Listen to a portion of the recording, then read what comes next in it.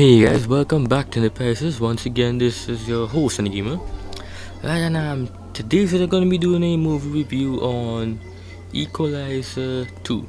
Right now, this film came out a good while ago. Actually, it came out before Mission Impossible. But the reason why I get to see it now is because, well, the movies going to the movies is not as cheap as you would think it is, right? So yeah. Also, I wasn't really that hyped to watch this film as I did with Mission Impossible, right? But I got to see it a few days ago, and it's like let it sink in, to think about it. You know, 'cause if you guys don't know, Equalizer is a film that came out way back when I remember when I now finished graduating school.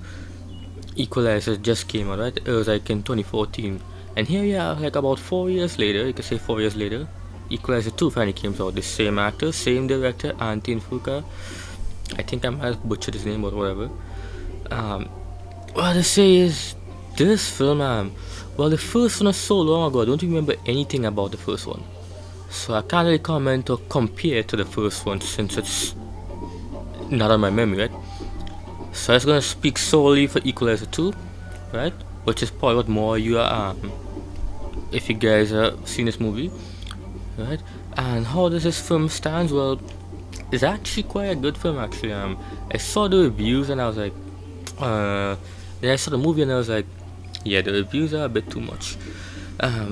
Basically what happens is that he's a Lyft driver, which is a bit weird to see Denzel Washington as a Lyft driver, but whatever, right?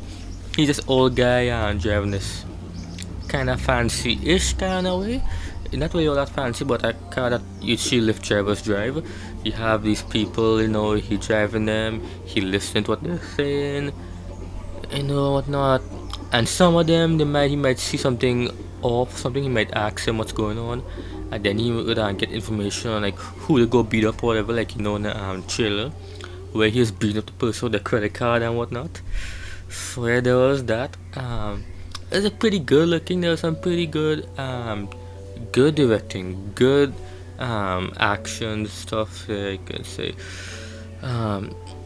The strongest asset in this film is when you see him and this young kid that he meets while he was at some house cleaning something.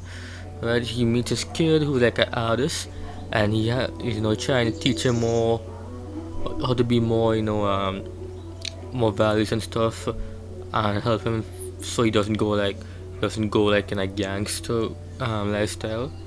There's some pretty good scenes you have with the kid. I'll admit that. Denzel, I think the strongest aspect of this film, aside from the Antin Fuqa's directing style and his use of the scenes, is Denzel's acting capabilities. Right, it's very emphasized in this film.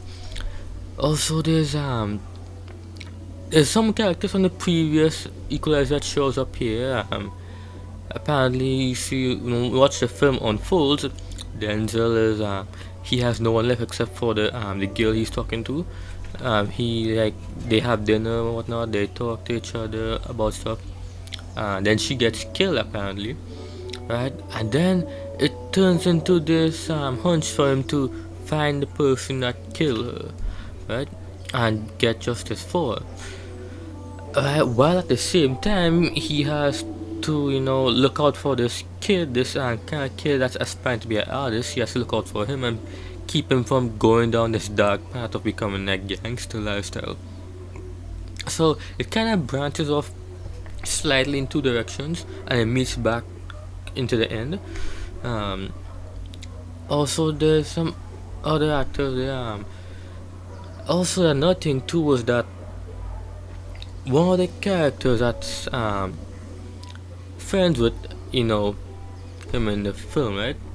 Turns out, well, this could be a spoiler, right? But I was gonna throw it out there because the film has been out long enough. Okay, so one of the friends who was helping him and whatnot, he turns out he was the person that committed the crime, because the girl that Denzel Washington character was interacting with, she had a lot of information on them, or like being able to like break a case or whatever, right? So that what it was. There's this good scene where he sits down with a person and he starts talking about it, like um, about why he do it and stuff and things like that, and he's explaining it and they're talking, and it's a pretty cool scene, you know. Then afterwards you have that sort of thing where he has to kill all of them. Basically, it's like there's no remorse. He's killing all of them, right? Bodies dropping everywhere.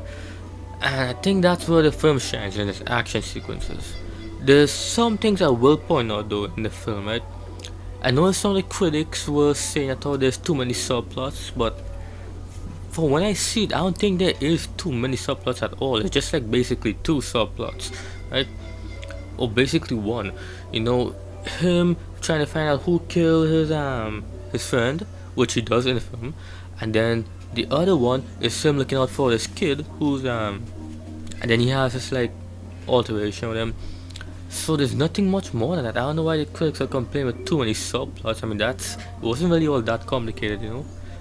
Yeah. Um. Also, I will point out too that the film does move slow at times. The film is like about 2 hours and about a few minutes here and there, and it feels a bit longer than that at times. I don't know if the pacing is not completely on point. Like if you're watching Mission Impossible 4, that film is paced, right? So yeah, I think that might be another downside for this film. Um, but it's all worth it though. It's very worth it. Since I don't remember anything from the first one, I can't really give you my stance on the first Equalizer movie. But overall, I would say for Equalizer 2, I would give it a 7.7 out of 10. It's a great film, great action, great acting, and great directing overall, right?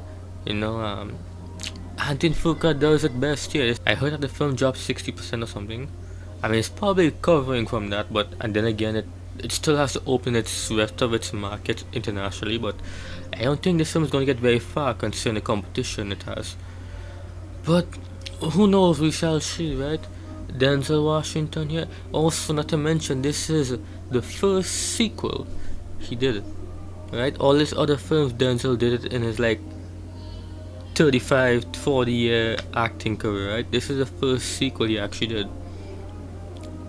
And I'll have to say the critics are a bit overlooked on this one because it was worth it, at least for the most part, right? So yeah, guys, I guess that pretty much sums up my review here for Equalizer 2. It's a great film. There is quite a good few hiccups here and there, but not as much as what the critics are telling you. Definitely something that it is worth watching if you're a Denzel fan or if you're a action movie fan, right? So yeah, guys, if you enjoyed this video, be sure to leave a like, comment, and subscribe to my channel. Let me know in the comment section down below what you think about Equalizer 2.